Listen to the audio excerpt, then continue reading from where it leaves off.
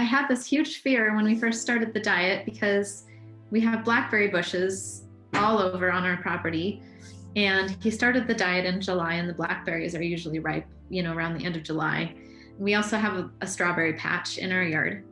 And my husband went around and cut off all the green blackberries in the yard because we were worried that he would go out and eat them. And that would, just throw our day out the window diet wise. But the strawberry patch, we just, we couldn't bring ourselves to pull all those out of the ground. And so we just, talked to him about it and told him that we needed to wash them first. And we agreed that nobody was going to eat strawberries straight out of the garden. We'd always pick them together and bring them inside and wash them. And then we could weigh them, and then he could have his portion. And he does take that very seriously. And we didn't worry about cutting blackberries down last summer because we realized his self-control is he'll go out and pick blackberries with his sisters, and I can trust him not to eat any while he's out there, which is pretty incredible. And it took me some time to come to trust him in that way. But he's definitely earned that trust now. In the beginning, we all made a pretty big change because I was worried that I didn't want to be eating food in front of him that was really tempting, that he was going to miss. And so things like goldfish crackers and granola bars and, a lot of those kid-like snacks that we had in the house for 3 kids. None of we just stopped buying that stuff, and none of the kids were eating stuff like goldfish crackers or granola bars, because I just felt like that he might have a hard time understanding why in the beginning. And I would say that overall as a family, we cut back in the amount of carbs. Like we weren't having bread or rice with dinner at the start of the diet. And we weren't eating an extremely low carb diet the way that he was. We weren't counting carbs on our vegetables or food, other foods. But as he got used to the diet, we kind of gradually started adding some of that stuff back in because I'm not putting my girls on a keto diet, and my husband and I are not eating a keto diet.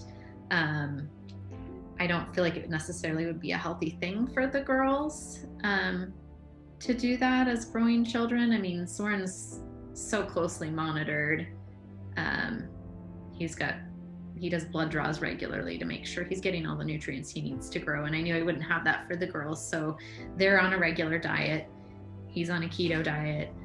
The way that most of our meals work is I try to have, 1 or 2 things that we can all eat. So I feel like my cooking has had to simplify a lot since we started the diet.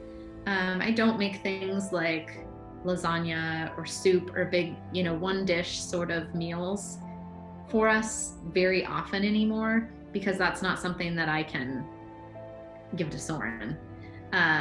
So lots of times our dinner will be like pick a protein like fish, chicken, steak, and I cook that in a way that doesn't have any added carbs so that Soren can eat it.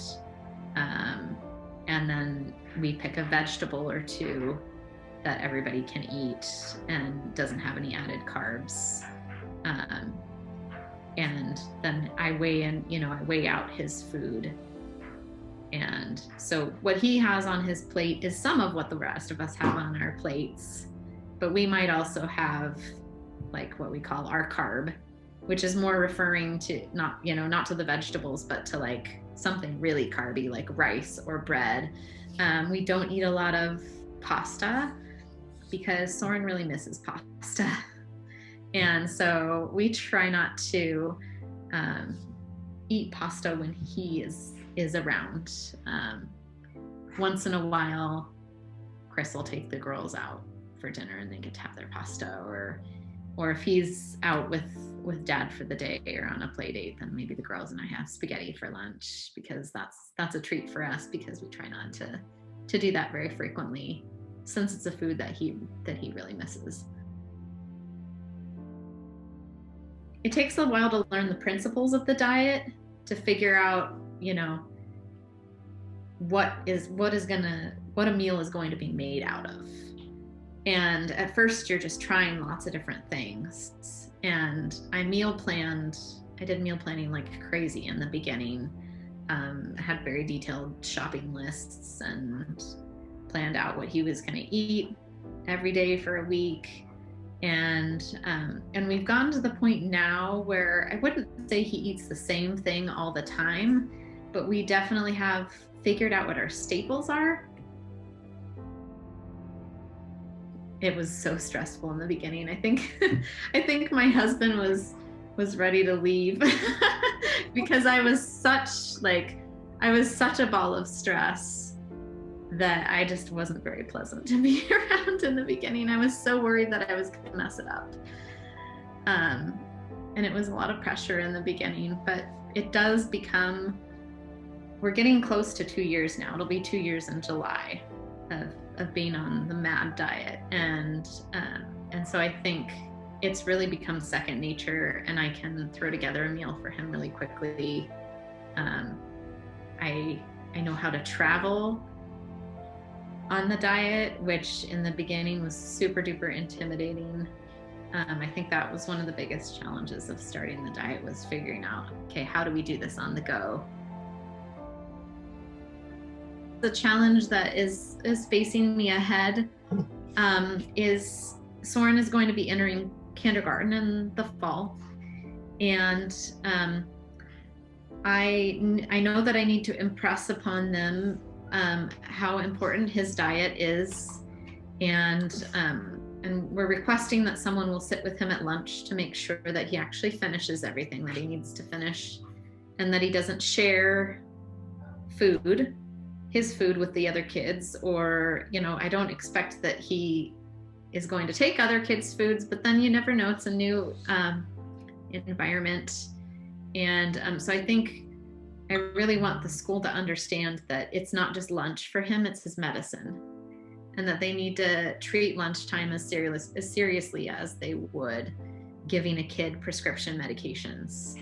And so hopefully they will take it seriously as we want them to. I'm so sorry, because it is so hard. Allow yourself time to feel, and just try to be patient with yourself as you are learning and trying to find the right solution for the person that you love, or even for yourself if you're the one that has been diagnosed with epilepsy.